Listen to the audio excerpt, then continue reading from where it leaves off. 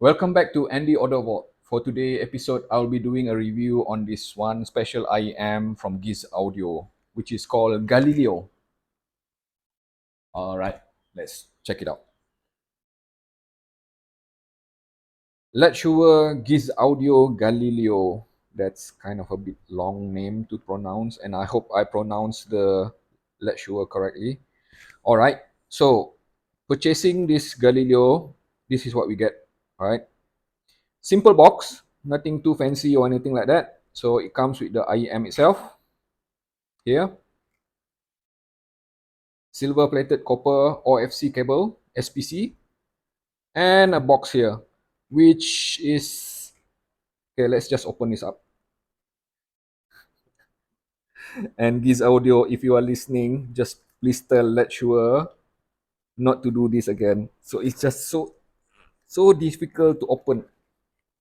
Yeah, there you have it. Inside, there's a collection of tips, 2 sets of tips, and this seems to be a narrow bore to me, small bore, which means that it's best focus. And this seems to be a medium bore. Okay, and a cleaning brush, standard issue. Okay, so that's the box. Again, Gizaudio, please tell LETSHUOER not to do this again. This box is near impossible to open. And all right, so let's check what's inside.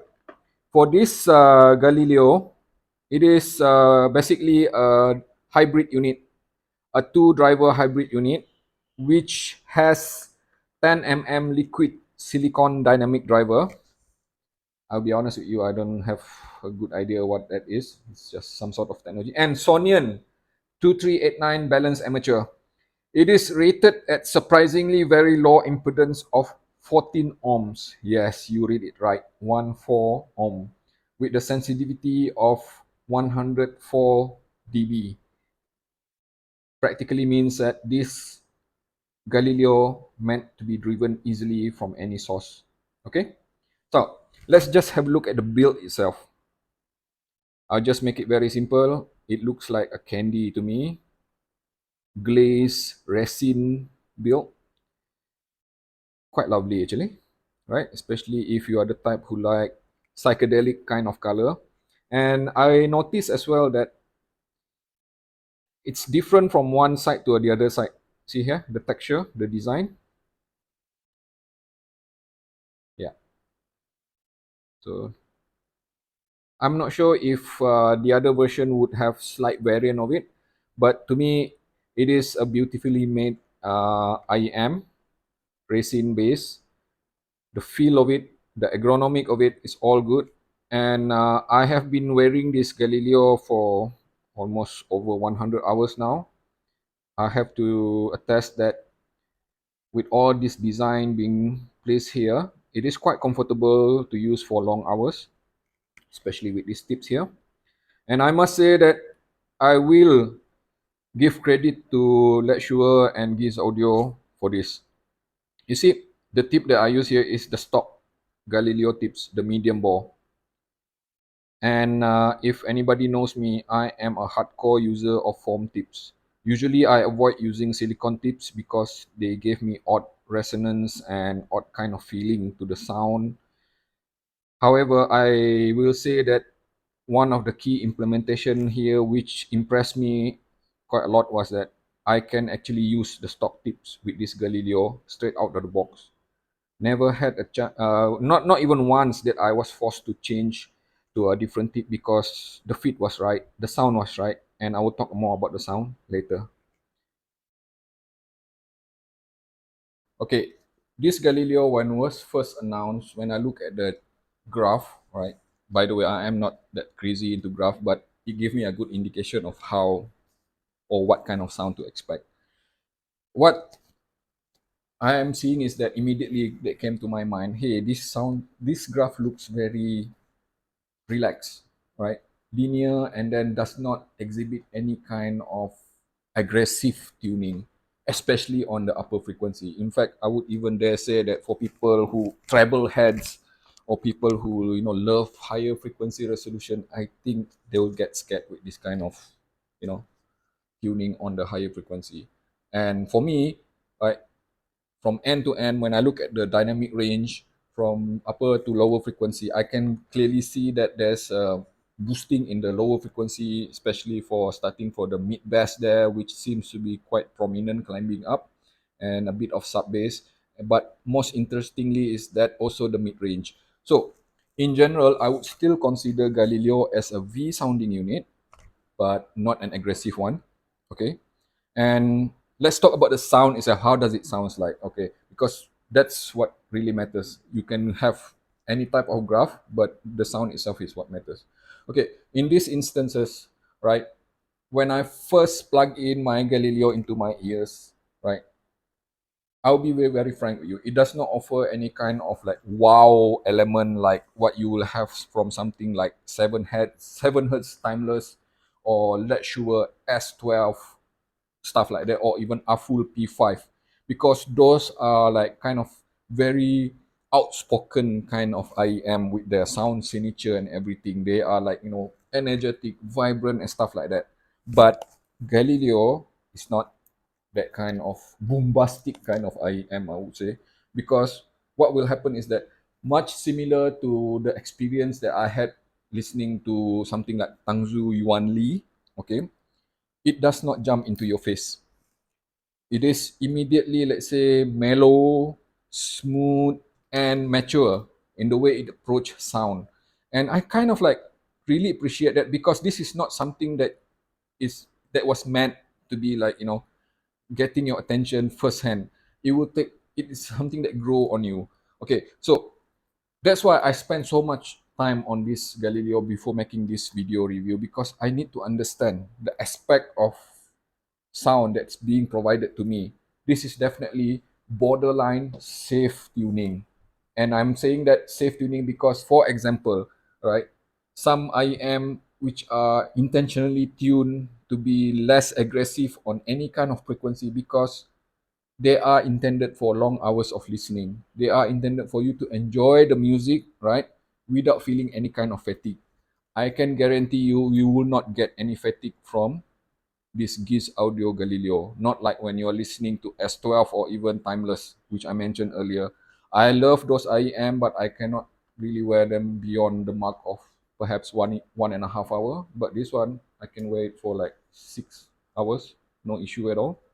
Okay, like I mentioned again, the sound curve is linear. What it means is that, right, it does not present any kind of aggressive boosting on the upper or mid-range or on lower frequency. However, I would still say that the lower frequency is almost, right, edging close to being neutral, but it's not exactly neutral. At least coming from my perspective, because I listen to diffuse field neutral, and which is a lot flatter sounding than this. Okay, what I'm hearing is that a heightened boosting of mid bass, especially, right? So it is not like Harman type of tuning.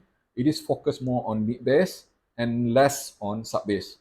Not that to say that sub bass is not there, but it would appear for somebody who love, right, big bass, that Gizaudio would appear kind of a bit roll off.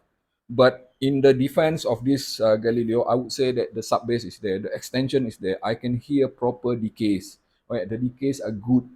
The micro detail is even present. It just require a bit of, let's say, not to say that you need to be aware of it, rather than being pestered, or let's say pushed into your face kind of thing. And then mid range. Let's talk about mid range. The thing that I like so much about this Galileo is that it is transparent and uncolored. Okay, when I say uncolored, it means that when I listen to female vocals, Diana Krall, Alison Krauss, Mariah Carey, Sini Ig, all right, vocal aspect of it, they sound correct. No coloration or anything like that. And that is a huge plus in my book, because I would prefer to listen to my music with a bit sense of accuracy, indicating that the mids is sound just how it was intended when recorded. Okay. And same goes for male vocals, like, you know, Nick Cave, Morrissey, those singers that even Burzum, okay, black metal. And it is just transparent. It feels natural to my ears. It feels organic. It has good depth and good definition to it. Okay. However, must say as well, for somebody who love mid-centric, sometime depending on the recording, especially if it's not a high quality enough recording, the mid-range would appear kind of a bit flat as well because of that neutrality that it offers. But it is not a big deal to me, or it's not even an issue to me. And let's talk now about the upper frequency. The upper frequency of Gizaudio Galileo is definitely not for treble heads, okay? And I know what treble head likes. Okay, for example, I listen a lot to Ethymotic ER, 2XR, ER4SR, Bequest Winter, Simgot EM2R, or even Tanjim Zero. I would say that, right, the presentation of those IEM are a lot more, not to say a lot more, to be fair, it's more sparkly or more energetic, and it has, you know, air and sparkle, all that. With Galileo, it is tuned consciously to be a bit more mellow, to a point that you will never ever get any kind of upper frequency sibilance or pinna glare, all right?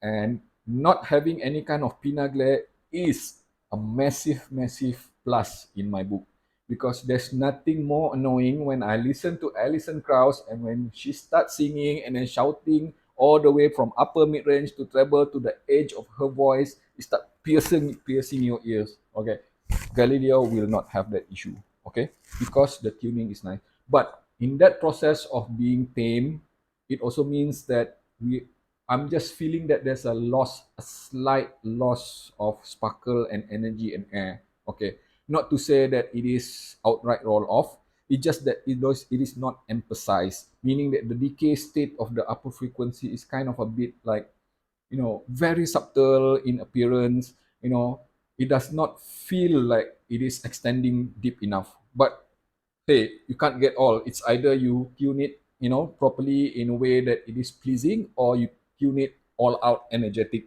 okay, which is meaning that leaving behind the safe tuning threshold. So for Galileo, technicalities is something that I would consider as quite fair, quite good, all right?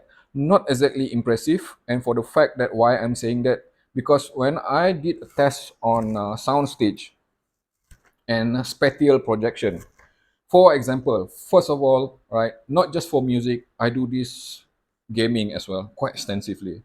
So happened that, you know, Dead Space remake was released, and here you can see that I am like playing games on it for 12 hours straight, okay? 12 hours straight, because I just kind of love that game. And I use Galileo for, I think, for at least around 6 hours, right?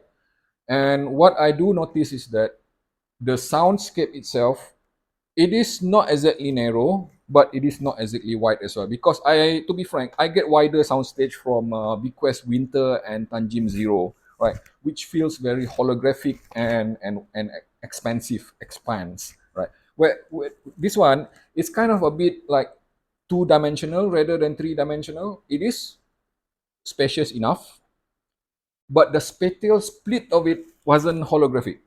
Because when I play that space, as you can see here, right, what is important to me is that being able to hear positional sound, meaning that the monsters, footsteps, everything, the shots, the scream, whatever it is inside the game that comes from the, I'm finding it a bit difficult to track that, because it's kind of like the imaging itself not very strong with that regard.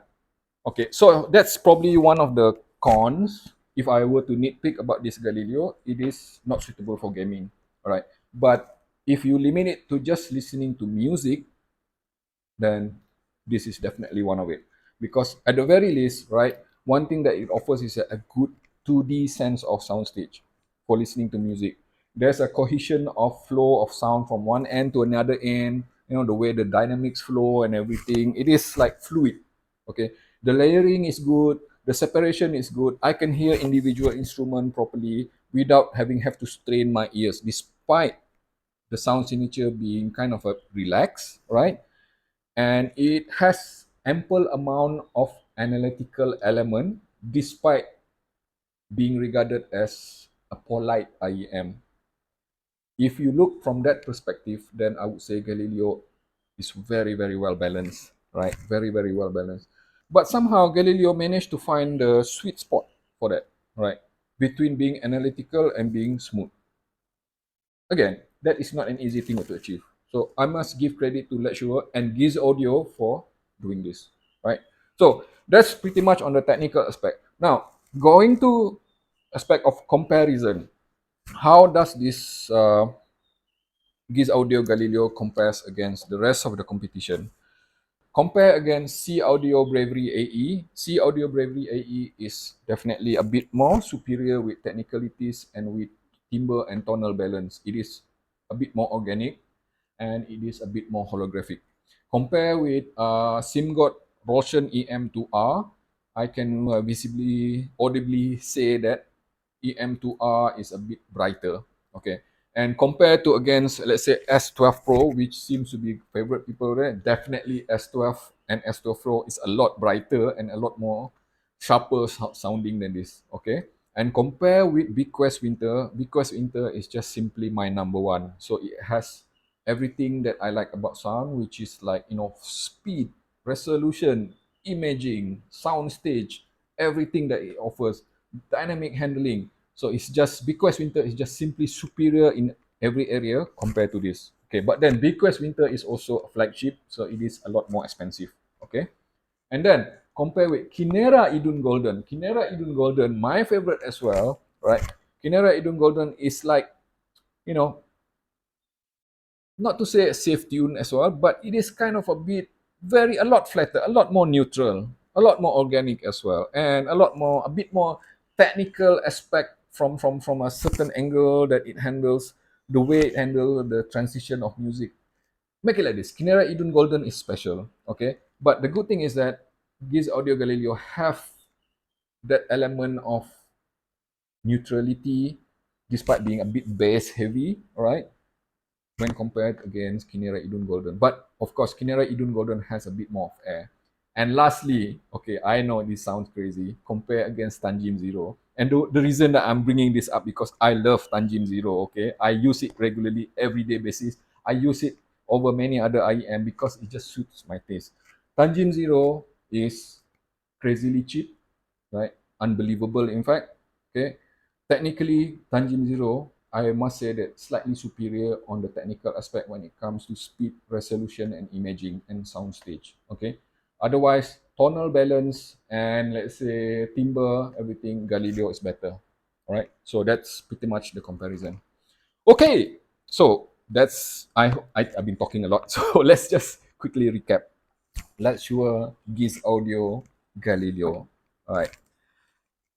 The key thing is that when we look at this from a conclusion standpoint, I would say that Gizaudio probably have put a lot of thought into his first collaboration with a major IEM manufacturer, and he consciously would have, I imagine that, say that I would want to have an IEM being introduced to the market carrying this audio name, something which is acceptable by many, right?